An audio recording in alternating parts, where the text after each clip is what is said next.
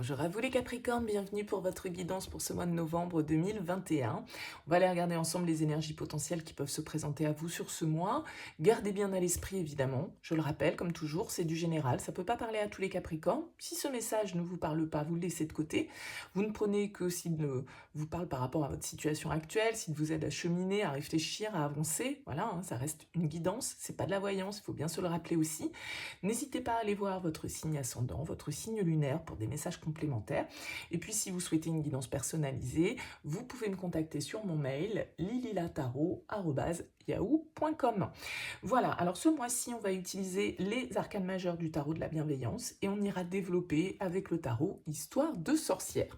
Alors, on va découvrir tout de suite l'énergie, la vibration, on va dire, principale qui va vous accompagner sur ce mois de novembre, les Capricornes. Et on a pour vous la jolie carte de l'impératrice. L'impératrice qui est la carte numéro 3, l'arcane majeure numéro 3 du tarot, qui va nous parler de créativité. L'impératrice, c'est le symbole féminin du tarot, c'est l'énergie féminine, donc on va nous parler quand même peut-être d'un aspect aussi émotionnel, intuitif, artistique. L'impératrice, elle est là pour créer, elle est là pour enfanter. Alors c'est symbolique bien évidemment, pour certains ça peut être en lien avec l'aspect maternel, que ce soit le vôtre ou que ce soit des énergies autour de vous bien évidemment. En tout cas l'impératrice, elle est là pour prendre soin des autres et elle prend soin d'elle aussi. Elle est dans la bienveillance, elle est dans l'empathie, c'est la reine des reines dans le tarot, donc voilà, elle a un certain pouvoir personnel, une certaine confiance en elle qui lui permet d'agir, qui lui permet de mettre au monde ses idées, ses projets, de réaliser des choses. Elle est quand même dans cette attitude de création et de fertilité.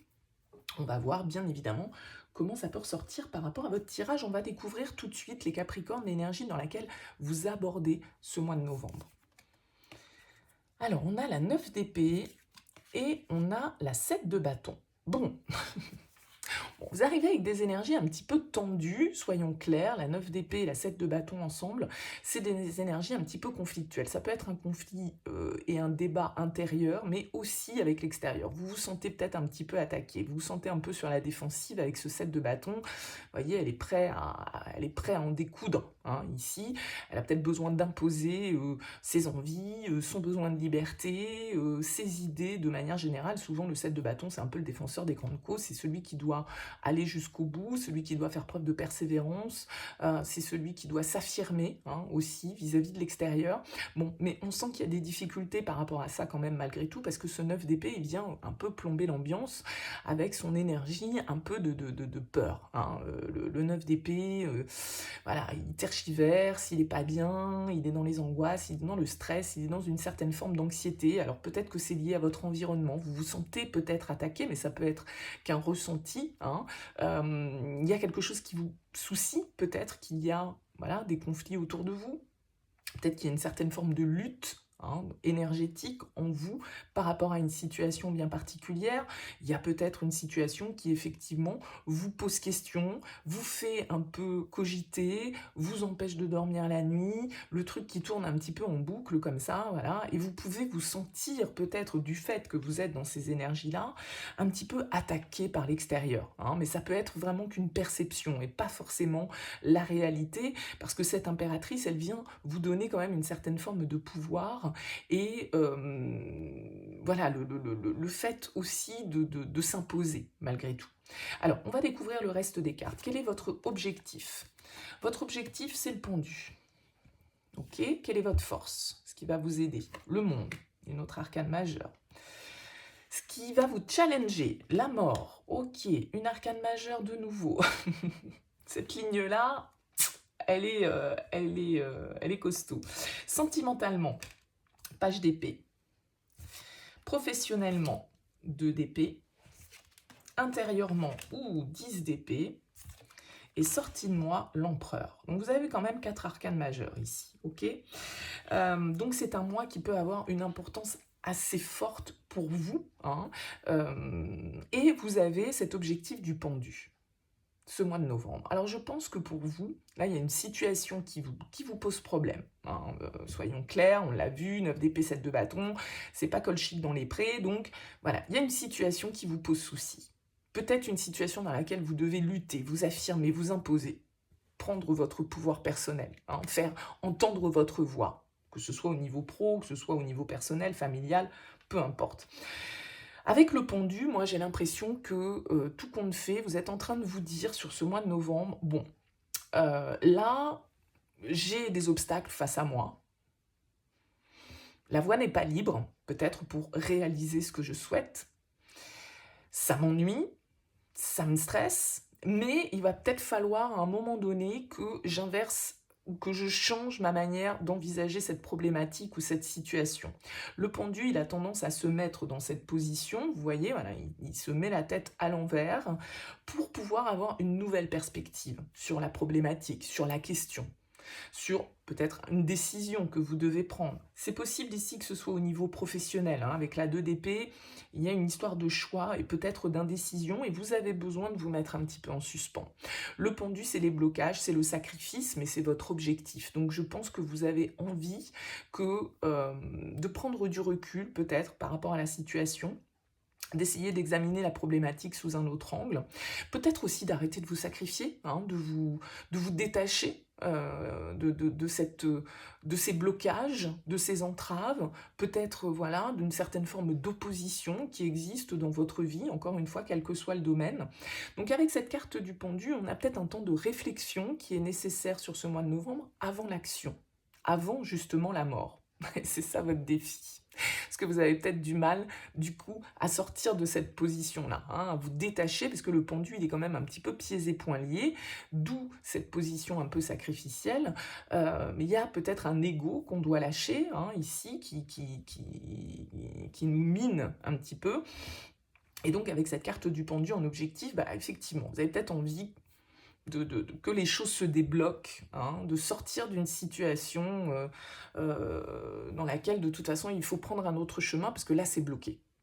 Alors vous avez le monde en force, donc c'est très bien, c'est une très belle arcane, c'est l'une des plus positives du tarot et le monde nous parle de réalisation, nous parle de réussite, d'aller jusqu'au bout de quelque chose, mais aussi justement de terminer quelque chose, hein. Il y a une sorte d'aboutissement avec le monde, c'est-à-dire qu'il y a peut-être une situation qui prend fin, un cycle de votre vie qui prend fin et du coup qui vous demande aussi peut-être un petit peu à changer votre manière de faire, de voir, d'agir, d'accord? Et vous avez peut-être besoin d'un petit temps de pause, d'un petit temps de réflexion, vous avez peut-être envie de créer quelque chose, de mettre au monde quelque chose de nouveau. Et là, le monde va nous indiquer que ouais, la dernière pierre est posée pour pouvoir passer à l'étage supérieur, au niveau supérieur. Avec le monde, il y a vraiment une notion de réalisation personnelle, hein, de libération. On se libère. Vous voyez, elle est contente, là, elle est arrivée, c'est la teuf, elle jette son...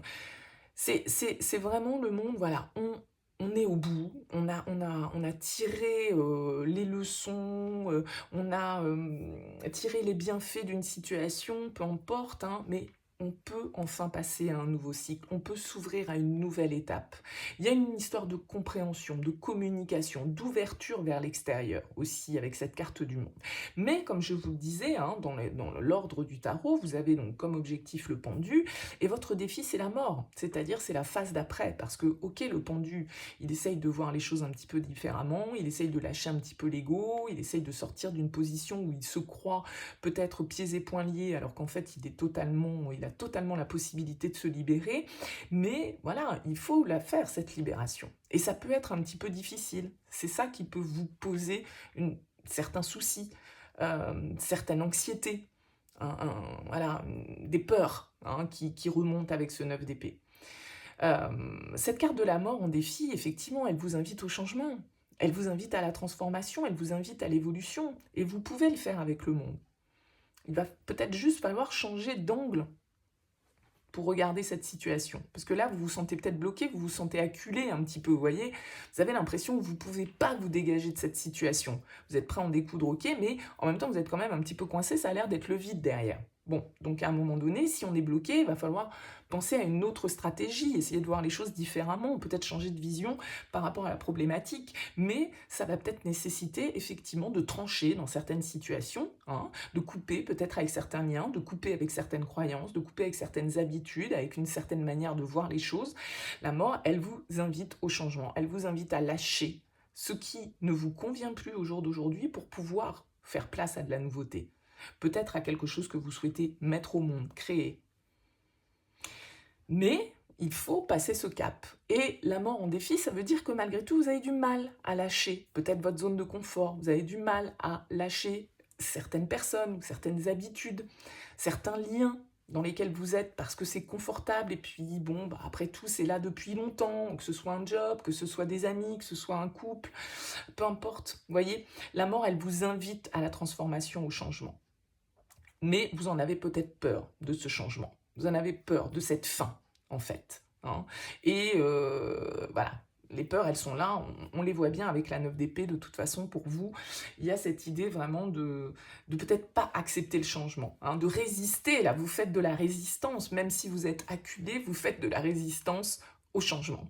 Bon, donc il faut peut-être changer de perspective, il faut peut-être s'ouvrir, il faut peut-être communiquer, et ça peut être au niveau relationnel, puisqu'on a ce page d'épée. Okay, le page d'épée, il vous invite également à avoir une nouvelle vision, à essayer de comprendre, d'apprendre, d'obtenir des informations qui peuvent vous être nécessaires pour faire évoluer votre manière de penser. Le page d'épée peut symboliser des nouvelles, une communication qui vient vers vous, qui peut avoir son importance au niveau sentimental, ça peut être une nouvelle rencontre qui se fait par exemple par le biais des réseaux. Voilà, le page d'épée, il y a cette notion de communication, de nouvelles idées, de nouvelles visions, nouvelles conceptions. Peut-être qu'il y a une décision à prendre avec le page d'épée pour certains d'entre vous. Le page d'épée, voilà, il essaye de rassembler les informations dont il a besoin pour pouvoir décider.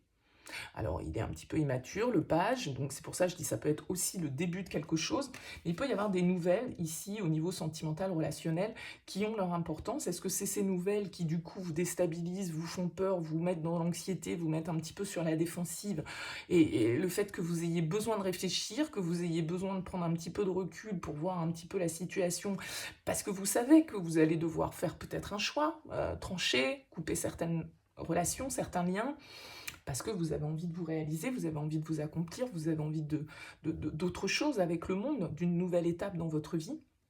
Donc ça peut être ça, hein, ça peut être une décision aussi qui est à prendre. Alors, on ira développer le sentimental dans un tirage prochain pour ce mois de novembre, donc je ne vais pas développer plus que ça, on ira voir à ce moment-là. Au niveau professionnel, on a aussi cette notion un petit peu d'indécision, hein, besoin d'y voir clair, parce qu'on peut être un petit peu dans une forme de confusion. Le 2 d'épée, c'est le choix cornélien, le choix difficile, le fait d'être pris un petit peu entre le marteau et l'enclume, de ne pas vraiment savoir. Vous voyez, elle a les yeux bandés, donc elle y voit pas très clair. Alors peut-être que vous manquez d'informations, peut-être que justement vous avez besoin un petit peu de vous mettre en attente là et de réfléchir à comment gérer la situation, parce que ici il peut y avoir plusieurs opportunités, par exemple, plusieurs directions qui se présentent devant vous au niveau professionnel et que vous soyez un petit peu perdu quant à la direction à suivre. Parce que cette direction que vous devez prendre, peut-être qu'elle vous amène à un changement important de vie, hein, pourquoi pas, et que du coup vous êtes dans l'hésitation, vous avez peur de ne pas y arriver, vous avez peur de ne pas réussir, vous avez peur de ne pas être à la hauteur. Bon, voilà, hein, ça peut tout simplement être ça. Mais voilà, le 2 d'épée nous indique une certaine forme de confusion, une certaine forme d'hésitation et peut-être un peu d'aveuglement. On ne veut pas voir non plus totalement clairement les choses, hein. On préfère rester un petit peu les yeux bandés, donc il y a cette notion d'instabilité, il y a cette notion d'un choix difficile, hein. Donc ça peut être ça qui génère aussi ces peurs, qui réveille ces angoisses, voilà, hein, qui fait que le mental prend le dessus et qu'on n'arrive plus trop à s'écouter. Vous n'avez d'ailleurs aucune carte de coupe, hein, sur ce tirage, aucune carte de denier non plus. Donc ça veut dire qu'on est beaucoup dans le mental ici, parce que vous avez énormément de cartes d'épée. Okay, donc le mental là prend le dessus, il y a beaucoup de réflexion et attention à ne pas vous faire happer en fait par des pensées négatives, hein. Vous sentir un peu genre victime, persécuté au moindre mot, voilà. Essayez de prendre du recul par rapport à ça, parce que cette 10 d'épée, elle vient nous dire quand même qu'intérieurement, il y a quelque chose qui est en souffrance pour vous sur ce mois de novembre. Il y a une déception, il y a un échec, il y a une difficulté, quelque chose qui vous blesse, quelque chose qui vous épuise là mentalement, qu'il faut que vous lâchiez en fait, hein, avec le monde. Il faut vraiment passer à une autre étape et opérer le changement qui est nécessaire. hein. Là, il y a vraiment cette idée de reprendre un petit peu le pouvoir, là, reprendre le dessus. Avec la 10 d'épée, on arrive au bout. Alors, ce qui est positif dans cette carte, c'est que, bah voilà, hein, on va pas plus loin que ça. C'est une carte de fin de cycle.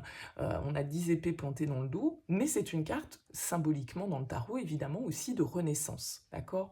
On va pouvoir, ça y est, passer à autre chose. Et vous avez cette capacité avec le monde, on vous dit, c'est votre force, je vous ai dit, c'est de passer à un nouveau cycle, de clôturer une étape. Bon, intérieurement, il faut la clôturer, cette étape. Il y a peut-être une blessure émotionnelle que vous devez guérir, il y a peut-être une trahison que vous devez accepter, il y a peut-être un échec, ou en tout cas une situation que vous vivez comme un échec, encore une fois, c'est votre perception, hein, que vous devez digérer, que vous devez accepter, que vous devez laisser derrière vous pour pouvoir accueillir de la nouveauté. C'est votre challenge ici, et pour moi, la 10 d'épée, c'est ni plus ni moins que la mort dans les arcanes mineures, je le répète souvent, c'est une carte de transformation, c'est la fin, mais c'est la fin pour un renouveau. Et ça, c'est votre challenge. Donc, il va falloir accepter de lâcher certaines choses, et ça peut être des idées, ça peut être des relations, ça peut être euh, des croyances, ça peut être aussi une manière d'être parce que peut-être que vous êtes sur la défensive, peut-être que vous êtes avec ce 7 de bâton dans une certaine forme d'agressivité, et là on vous demande un petit peu d'opérer un changement, peut-être d'être plus dans la bienveillance, dans l'harmonie, dans alors, je ne veux pas dire que vous n'êtes pas bienveillant, hein, attention, parce que je sais que le mois dernier je fais un tirage pour les lions, ça n'a pas plu à certains. Bon, après je dis le message, bien évidemment, ça ne veut pas dire que tous les capricornes sont comme ci ou comme ça. Voilà, prenez le recul nécessaire, hein, s'il vous plaît, dans ce que je dis. Mais voilà, il y a peut-être une idée, là, d'être un petit peu plus à l'écoute. Je vous ai dit, l'impératrice, c'est le côté féminin, c'est le côté émotionnel, et il n'y a aucune carte qui nous parle vraiment d'émotionnel dans votre tirage. Donc ça veut dire que c'est peut-être aussi là-dessus qu'il va falloir focaliser votre attention et à ne pas perdre de vue quand même aussi cet aspect maternel, bienveillant, empathique, qui peut être symbolisé par l'impératrice.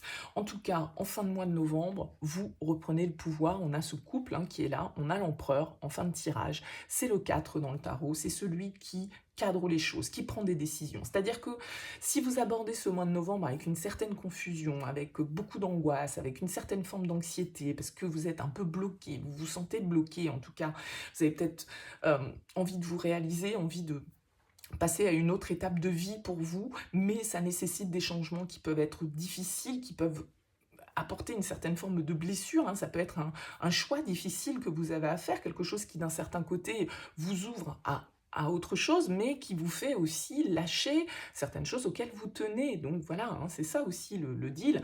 Mais avec l'empereur, en tout cas, vous êtes capable de prendre des décisions. Hein.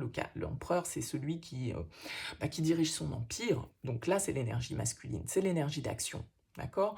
Donc, l'empereur, c'est celui qui cadre, c'est la loi. C'est celui qui fixe les règles et qui les fait respecter. Il est intransigeant, il est assez autoritaire, un peu têtu, mais en tout cas, voilà, c'est le roi des rois, comme l'impératrice et la reine des reines. Donc, il est capable de prendre des décisions difficiles, il est capable de s'imposer vis-à-vis des autres, il est capable de fixer un cadre, de se stabiliser. Donc c'est très positif que vous sortiez avec cette carte. Mais voilà, le tirage nous montre que ce mois de novembre, il va peut-être être un petit peu compliqué parce que vous allez vous faire du mouron pour quelque chose, vous allez vous sentir un peu attaqué sur la défensive, pris au piège, et voilà, parce que on va peut-être, l'univers, la vie, le destin, ce que vous voulez, va peut-être vous mettre un petit peu au pied du mur par rapport à certaines décisions que vous reportez depuis longtemps et qui obligent au changement, hein, qui vous poussent au changement. Donc là, il y a vraiment des énergies de transformation, de fin de cycle, pour pouvoir s'imposer, pour pouvoir peut-être créer ce que vous souhaitez et lâcher un petit peu le mental, les peurs, etc. qui sont, voilà, le mental est très présent pour vous, les Capricornes, sur ce mois de novembre. Donc, le but des guidances, hein, c'est d'éclairer et c'est d'essayer justement de cheminer par rapport à ça. Tout n'est pas écrit, bien sûr, hein, ça reste des guidances générales, qui plus est. Donc voilà, à prendre, bien évidemment, avec le recul nécessaire. N'hésitez pas à me faire part de vos commentaires, en tout cas. N'hésitez pas à liker cette vidéo si elle vous a plu, et puis à vous abonner à cette chaîne si ça n'est pas encore fait. En tout cas, merci pour votre écoute. Je vous souhaite un très beau mois de novembre et on se retrouve pour les tirages sentimentaux d'ici peu.